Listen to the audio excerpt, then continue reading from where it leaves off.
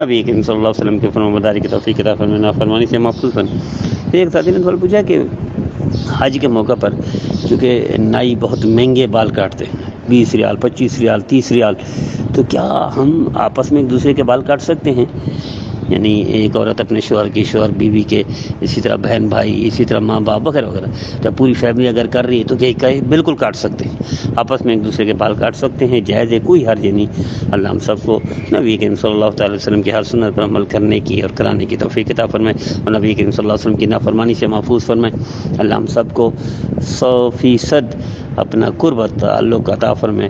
اللہ ہم سب کو حج مبرور اور مقبول کی توفیق اور اپنے حرمین شریفین کی اللہ حاضری کی توفیق عطا فرمائے۔ نبی کریم صلی اللہ علیہ وسلم کے در اقدس اور روضہ اطہر کی بار بار زیارت کی توفیق عطا فرمائے۔ مجھے امید ہے میرے بھائی میرے بہنیں ہمارے ہر پیغام کو خود بھی سنیں گے، دوسروں کو بھی سنائیں گے، خود بھی عمل کریں گے، دوسروں کو بھی کہلائیں گے۔